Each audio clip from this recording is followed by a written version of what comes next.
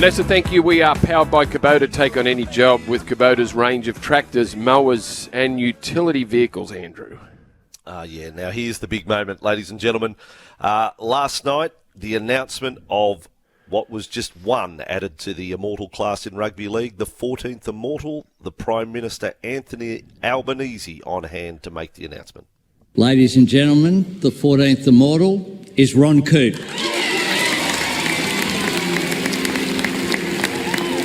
And the honour is all ours right now. The great Ron Coote, the immortal Ron Coote, is a special guest on Breakfast with Vossy and Brandy. Good morning, Ron.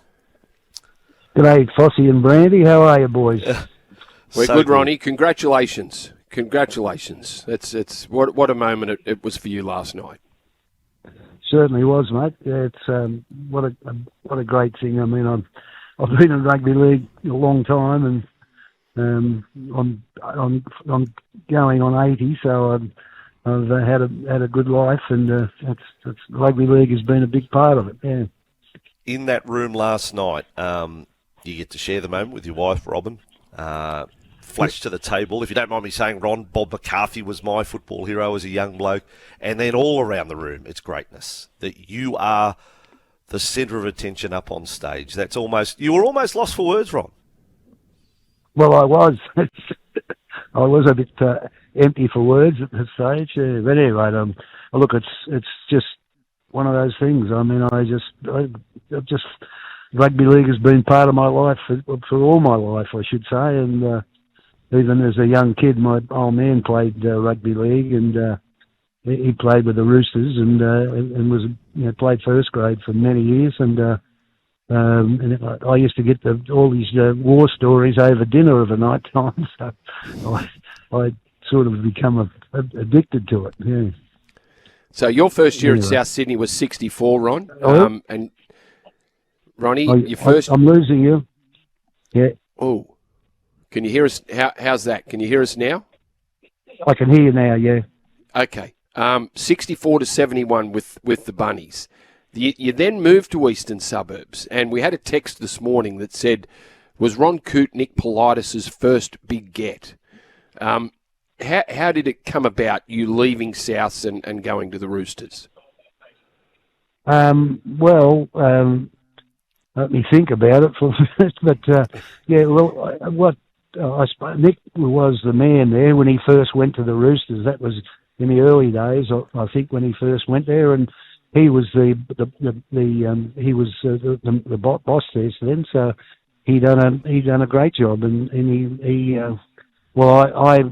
South was struggling, and I mean you get a certain time in rugby league to try and get ahead as a young bloke, and so I done that, and I moved over to the Roosters because South was struggling, and so that's it there. Ron, there are players in the Hall of Fame who never won a grand final. What about your record? You win 6 of them. You play in 9 grand finals in an 11-year period. How fortunate do you look back on that and say, well, the season never finished early for you. You were there on the big day. 9 of 11 years, incredible across the 2 clubs. Yeah, it was a great time for me. I loved to make it to the end to the grand finals. It was a big effort or big deal for me. Yeah.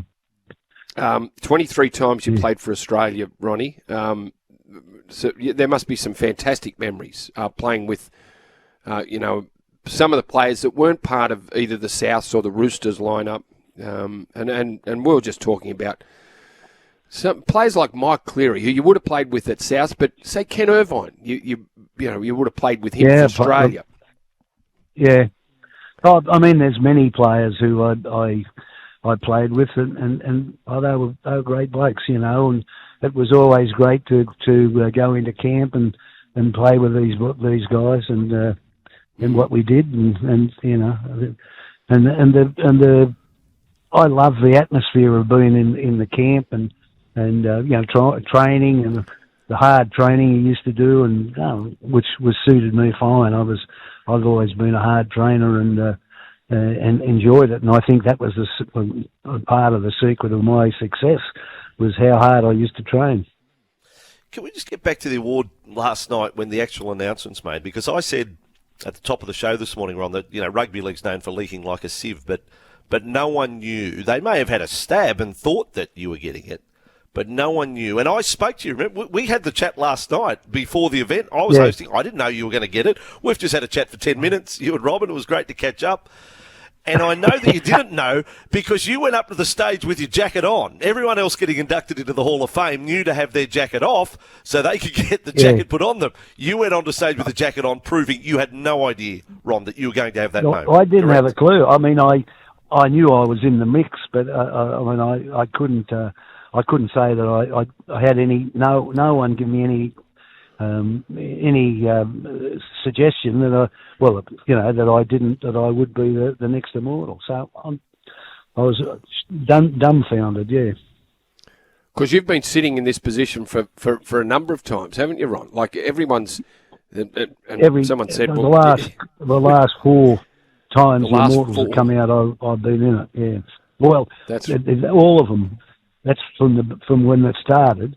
I was in the mix then, so on everyone that's come up, I've been in it, on it, and I finally made it. Yeah. Look, a lot of fans have come on today. They're talking about the Ron Coote cover tackle, and Gary Jack, who we just had on the show, said Ron Coote was his football hero. You were his hero, and Gary became a great cover tackler.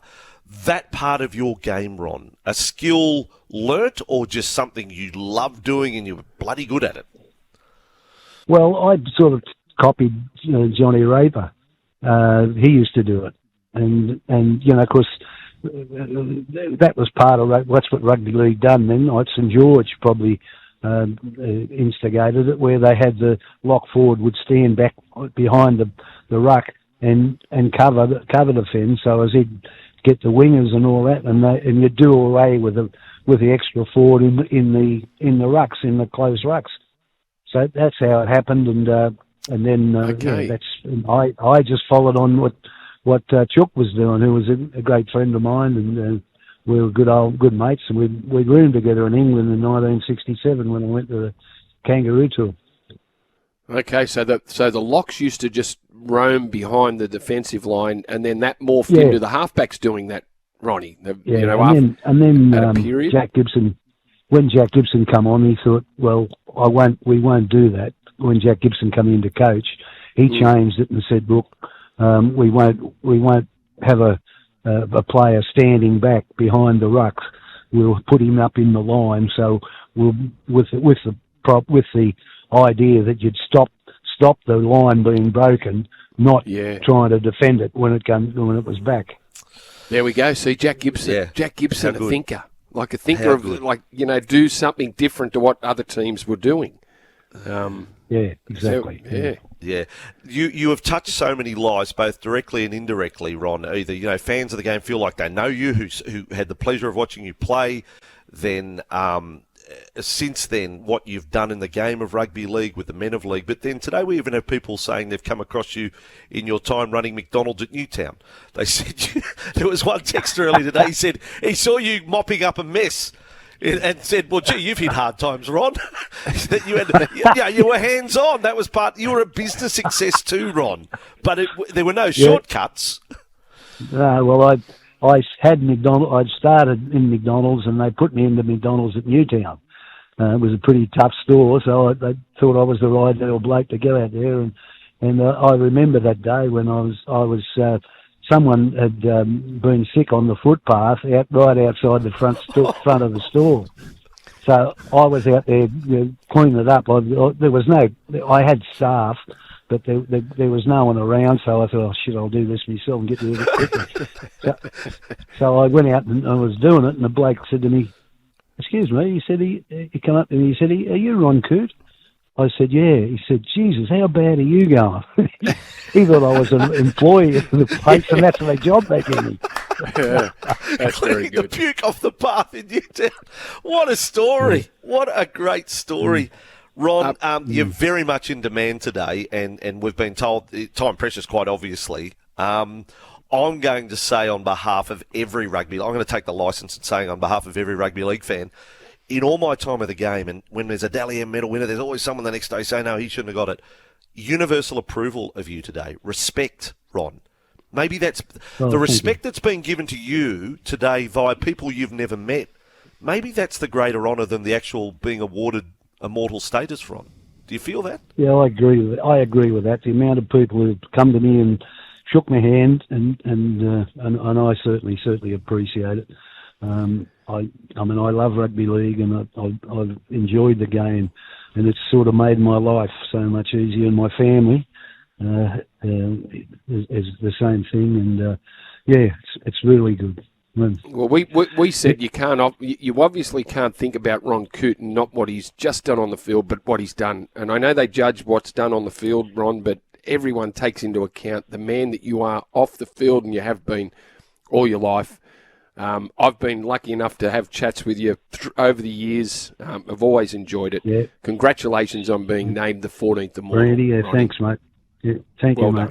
Thank you. Ladies and gentlemen, the 14th Immortal Ron Coote right here on Breakfast with Vossy and Brandy, home of sport, and today home of the great sport of rugby league. What an absolute gentleman and champion.